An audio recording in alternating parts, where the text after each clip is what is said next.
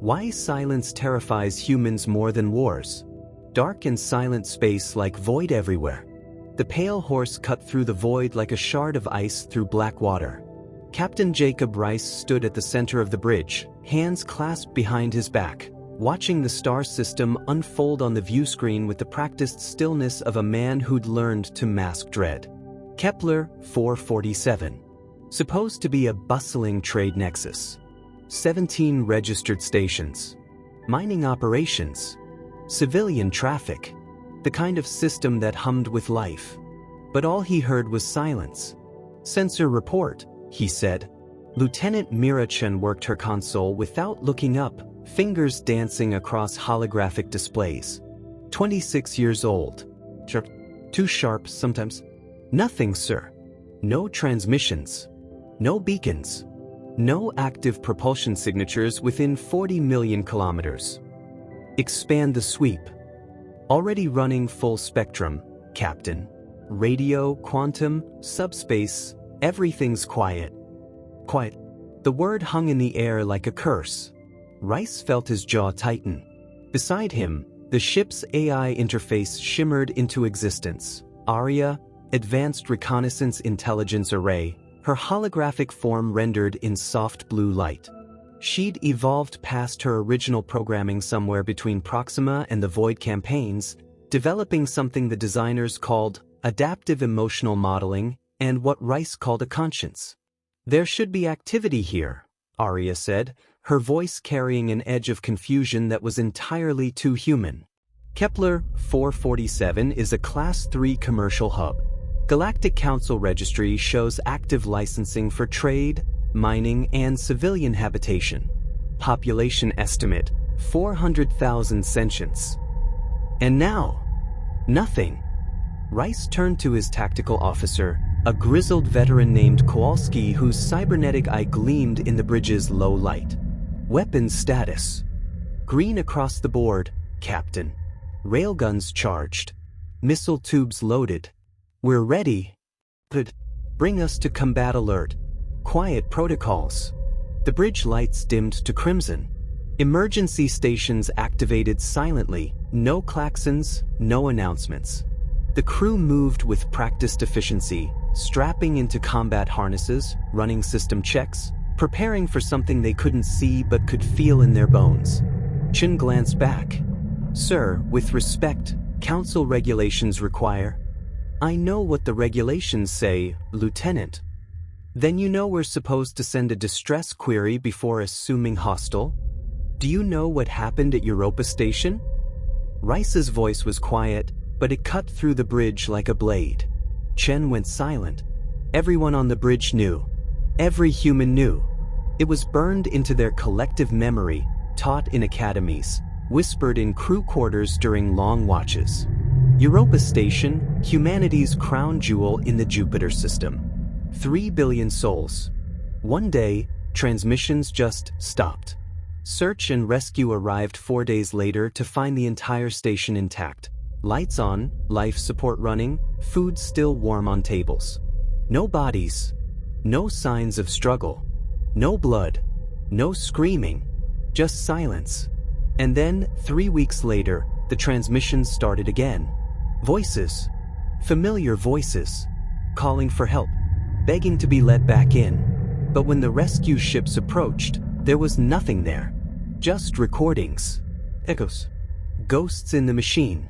By the time anyone figured out what had taken them, half the rescue fleet was gone too. Rice remembered. He'd been a lieutenant then, on a frigate that arrived too late. He'd listened to the recordings. Heard the silence between the words. Learned that sometimes, the scariest thing wasn't what you could hear. It was what you couldn't. "Aria," he said. "Full system analysis. I want to know why it's quiet." The AI's form rippled, processing. Analyzing. "Captain, this is highly irregular. All 17 stations are structurally intact. Power signatures are present. Life support systems are active. But there are no biological readings. No electronic communications. No automated systems handshakes. Like they just left? Like they were never there. A chill ran down Rice's spine. He'd felt this before. In the Barnard's Star incident. In the Tau Ceti silence. Humans had learned the hard way that the universe had things in it.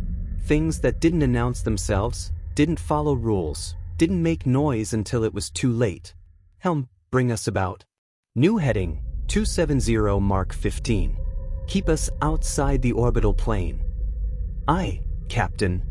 The pale horse banked smoothly, its fusion drives barely registering on passive sensors.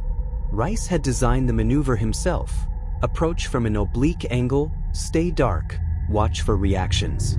It was paranoia, maybe, but paranoia kept you alive. Arya tilted her head, a gesture she'd picked up from observing the crew. Captain, may I speak freely? Always. The Galactic Council would classify this response as excessive. There is no evidence of hostile action. The probability of a benign explanation, equipment failure, solar event, mass evacuation, exceeds 73%. And the other 27%? Arya paused. When she spoke again, her voice was softer. The other 27% is why you're still alive, and why most species in the Council aren't. Rice almost smiled. You're learning. I'm adapting. She looked at the view screen, at the silent stations hanging in the black. Humans have a saying, trust your gut. I believe I'm beginning to understand what that means. It means evolution hardwired fear into us for a reason. Our ancestors didn't survive by assuming the rustling in the grass was friendly. And the ones who did? Got eaten. Kowalski's console chirped. Captain, I've got something. Mass signature, bearing 097, range, 400,000 clicks and closing. Size. Big. Really big. Dreadnought class, maybe larger. IFF. Negative. No transponder. No ID beacon. Just there. Rice felt his pulse quicken. On screen. The view screen shifted, magnification increasing. At first, there was nothing, just the familiar star field, the distant glow of Kepler 447's primary. Then, sliding from behind the shadow of a dead moon, it appeared. It wasn't a ship. Not in any conventional sense. It was organic. Massive. Kilometers long. Its surface covered in chitinous plates that caught starlight and bent it into strange angles.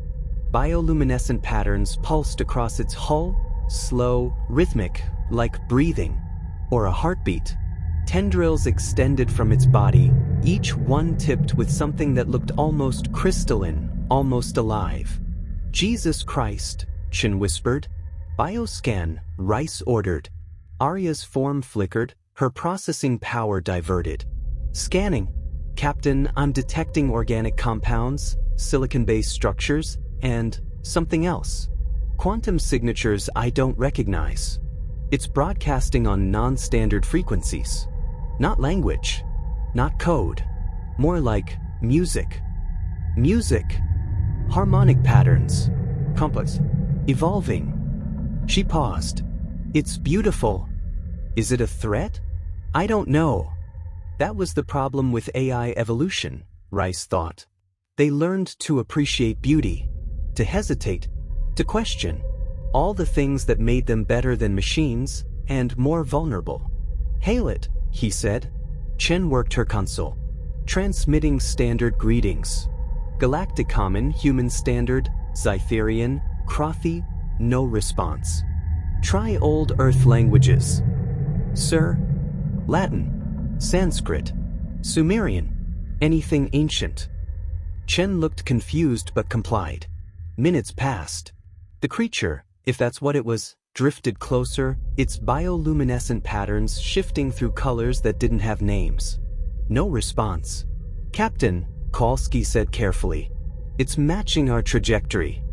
Combat distance? Negative. It's maintaining exact range. Like it's pacing us. Rice felt sweat bead on his forehead. This was wrong. Everything about this was wrong. A silent system. An organic ship. No communication. Just waiting. Arya, Historical database. Search for similar encounters. Searching, match found. Andromeda Expedition, year 2847. Survey ship Perseverance encountered a similar entity in the Triangulum sector. Organic, non-responsive. Followed the ship for 6 days before. Before what? Arya's hologram flickered. Before the Perseverance stopped transmitting. Search and rescue found debris. Crew logs indicated they attempted communication for 5 days. On day 6, they received a response. What did it say? They didn't record the message. The last log entry was Captain Martinez saying, "Oh God. It's not a ship. It's a..." Arya paused. Recording ends. Silence filled the bridge. Rice's mind raced. Silence. That's what killed them. They waited, listened, followed protocol. And something out there learned that humans hesitate, that they second-guess, that they try to be civilized even when civilization is a death sentence. "Captain, what are your orders?" Kolsky asked. Rice looked at the creature on screen, at its pulsing lights, its graceful movements, its terrible, beautiful silence. He thought of Europa Station, of the Perseverance, of all the times humanity waited for permission to survive and paid for it in blood. Tactical, target that thing. Full spread, railguns and missiles. The bridge went dead quiet. "Sir," Chin said carefully, "we don't know if it's hostile. It's in a dead system. It's following us. It won't communicate." Rice's voice hardened. "That's enough. The Council will. The Council doesn't bury our dead, Lieutenant. We do." Arya stepped forward, her form solidifying. "Captain, I must protest. This contradicts everything the Galactic Council stands for. Diplomacy.